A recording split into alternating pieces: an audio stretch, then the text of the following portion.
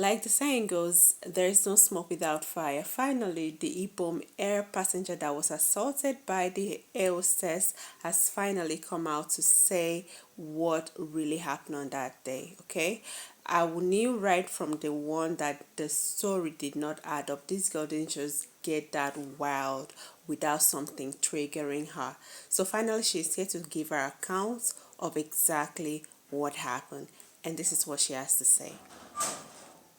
Hello everyone, good morning, good afternoon, good evening, depending on where you're watching me from. I want to come out like fully to appreciate God Almighty and everyone that stood by me, that fought for me when I was in prison. When I came out, the love I saw, the support I saw from you people, I was never expecting it. For a commoner like me, you guys fought for me, you guys stood by me. I want to appreciate you all. I said that God Almighty will bless you. So on the 10th of August, on Sunday, I boarded the flight from Uyo to Lagos. So when we were inside the aircraft, the normal procedure happened. The lady Juliana was telling everybody from the front, like from the front seat, coming to the back because I was at the back. So she came to me. She said I should. She came to me. So while she came to my, while she was coming forward, so she came and I was struggling to like put my phone. I was putting my phone on flight mode. So she said no, that I have to put it off.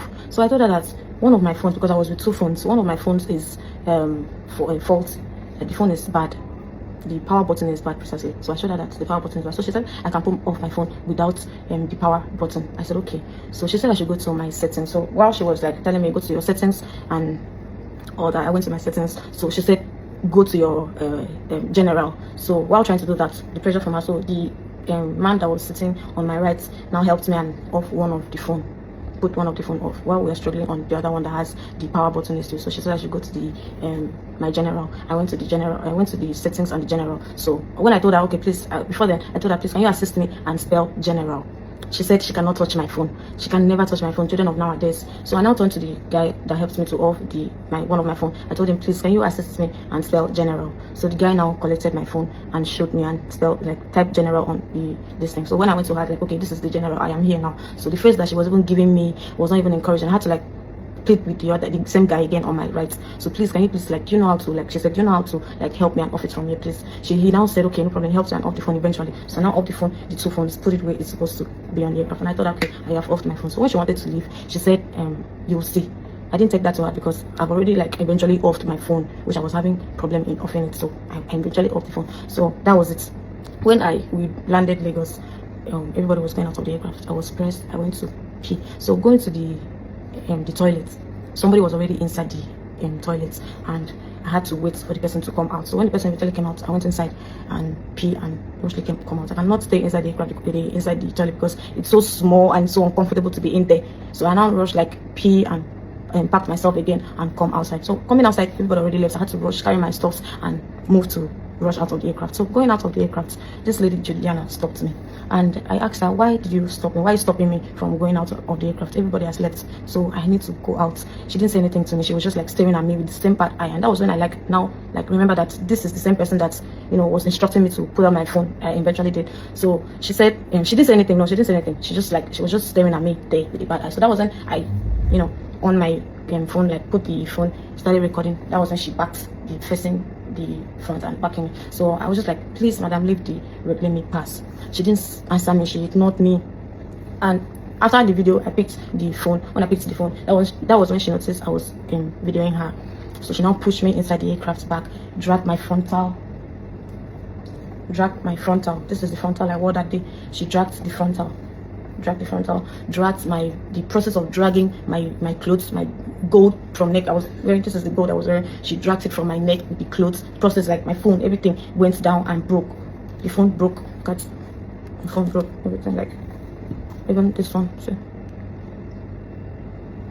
So I was like, no, why did you do that? Why did you break my phone, like drag my frontal? The pain of removing my frontal, you know how frontal can be when you install it here and then it's forcibly dragged out. It's so painful. So the pain of doing that to me, that was when I went to poke her. God knows that I can never go and poke an elderly woman, somebody that's old enough to be my mom. Poke her for what? Poke her. It was the pain she inflicted on me, the frontal pain, dragging my gold and everything on the floor. That was the anger.